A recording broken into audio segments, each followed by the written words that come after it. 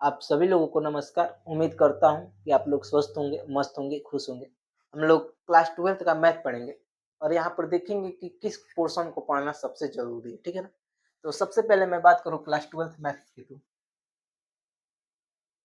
Class 12th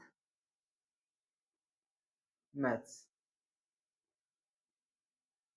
अगर class 12th maths की बात करूँ तो आपको ना इसमें सबसे जो इम्पोर्टेंट टॉपिक होता है वो कैलकुलस होता है, ठीक है ना?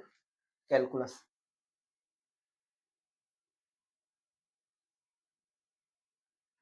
क्योंकि यहाँ कैलकुलस से ना आपको पूरे ना यूपी बोर्ड में 44 अंक का क्वेश्चन पूछेगा, पूरे 44 अंक का क्वेश्चन पूछेगा, ठीक? पूरे 44 अंक का क्वेश्चन पूछेगा। अगर आपको कैलकुलस में अच्छा पकड़ बनाना है या अच्छा क्वेश्चन यहाँ से पूछता है बोर्ड में, ठीक है, तो जब तक आप लिमिट्स को अच्छे से नहीं समझोगे ना तो फिर आप कैलकुलस में बेहतर नहीं कर पाएंगे। क्योंकि आपको जब लिमिट्स आएगा ना, लिमिट्स आएगा तो आपको कॉन्टिन्यूटी आ जाएगा, कॉन्टिन्यूटी आ जाएगा, ठीक है। जब आप लिमिट्स अच्छे से कर लेते हैं तो कंटिन्यूटी कर ले जाएंगे। क्योंकि लिमिट्स क्लास 11th की टॉपिक है। अगर आप नहीं पढ़े हैं क्लास 11th किसी कारणवश तो मैं उतना तो लिमिट्स बता दूंगा जिससे आपकी कंटिन्यूटी आसानी से हो जाएगी, ठीक है ना? बहुत ज्यादा टेंशन लेने की जरूरत नहीं है, ठीक है ना? तो ये जो लिमिट्स होता है ना, ये क्लास 11th का टॉपिक है। नहीं पढ़े कोई बात नहीं, मैं उस लेवल का लिमिट्स उतना पढ़ा दूंगा जिससे आपका क्वेश्चन लग जाएगा यहाँ पर कंटिन्यूटी का। आपको कंटिन्यूटी अच्छे से आ जाएगा ना तो डिफरेंशिबिलिटी भी अच्छे से आ जाएगा।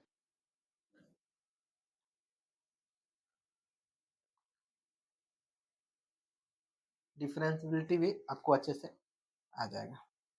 अगर आपको डिफरेंशिबिलिटी अच्छे से आ जाए तो आपको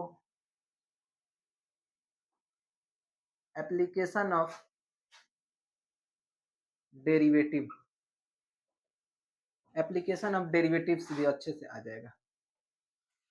अगर आपको एप्लीकेशन ऑफ डेरिवेटिव अच्छे से आ जाएगा फिर आपको इंटीग्रल भी अच्छे से आ जाएगा, इंटीग्रल्स अच्छे से आ जाएगा। आप अगर इंटीग्रल्स अच्छे से पकड़ बना लेते हैं फिर आपको एप्लीकेशन ऑफ इंटीग्रल भी अच्छे से आ जाएगा, एप्लीकेशन ऑफ इंटीग्रल अच्छे से आ जाएगा, ठीक। अगर आप एप्लीकेशन ऑफ इंटीग्रल अच्छे से कर लिए हैं तो आप अब कैलकुलस में अच्छा पकड़ बना लिए हैं, ठीक। उसके बाद इसमें ना इतना चीजें आ रहा है, इसका मतलब आपको डिफरेंशिबिलिटी अच्छे से आ रहा है और कॉन्टिन्यूटी इंटीग्रल अच्छे से आ रहा है, ठीक। तो अगर ये दोनों चीजें आ रहा है, डिफरेंशिबिलिटी अच्छे से आ रहा है और इंटीग्रल अच्छे से आ रहा है, तो मैं 100% कह सकता हूँ कि आपको ना डिफरेंशियल इक्वेशन आ जाएगा, डिफरेंशियल इक्वेशन आपको अच्छे से आ जाएगा, ठीक।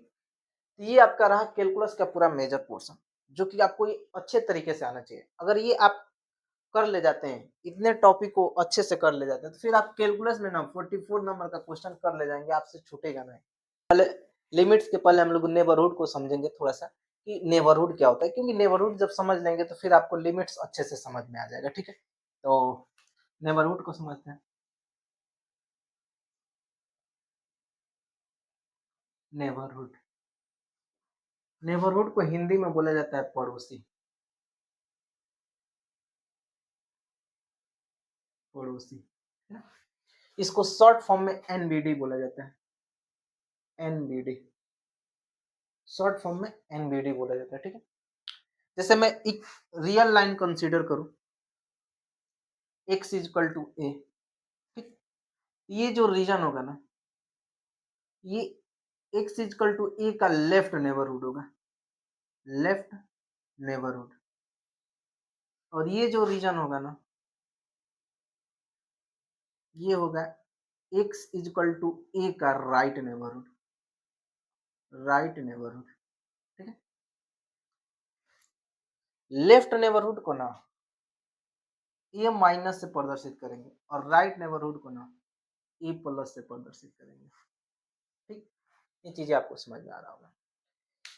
ए माइनस का मतलब होता है ना, ए माइनस का मतलब होता है ए से ठीक छोटा नंबर, ठीक छोटा नंबर।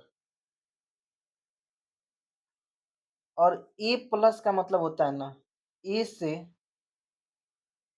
ठीक बड़ा नंबर।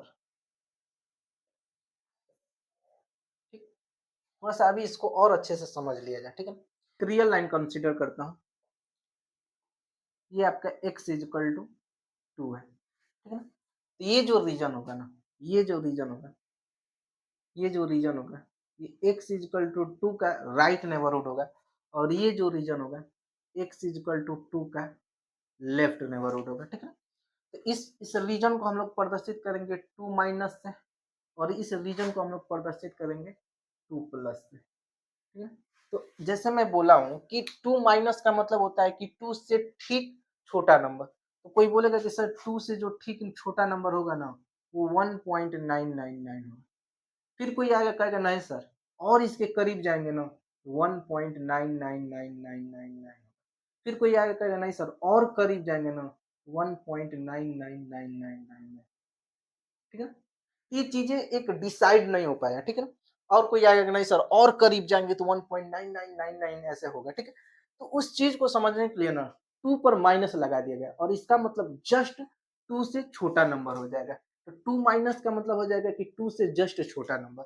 और ठीक ऐसे इस चीज को समझने के लिए कोई कहेगा कि सर 2 के जो ना राइट से जो 2 से ठीक बड़ा नंबर, इसका मतलब 2 प्लस का मतलब जो होगा ना, 2 प्लस का मतलब 2 से जस्ट बड़ा नंबर। तो कोई कहेगा कि सर 2.0001 होगा। फिर कोई और कहेगा नहीं सर 2.00001 होगा।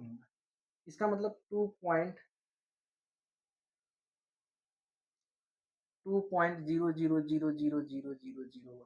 कोई कहेगा कि सर यही जो नंबर है ना, ये 2 से ठीक बड़ा वाला नंबर है। लेकिन आप नहीं कह सकते ना। फिर कोई आएगा कहेगा नहीं सर 2.00000000001 होगा। ये जो नंबर है ना, 2 से ठीक बड़ा वाला नंबर है। लेकिन ये भी गलत हो जाएगा, क्योंकि और कोई आएगा और इसमें 0 इंक्लूड कर देगा।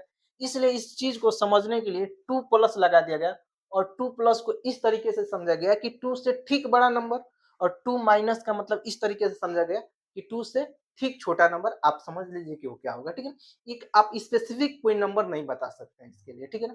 ये इसका नेबरहुड का कंसेप्ट था, जो कि जानना जरूरी था, ठीक है ना। तो आगे हम लोग अब लिमिट्स पर चर्चा करेंगे।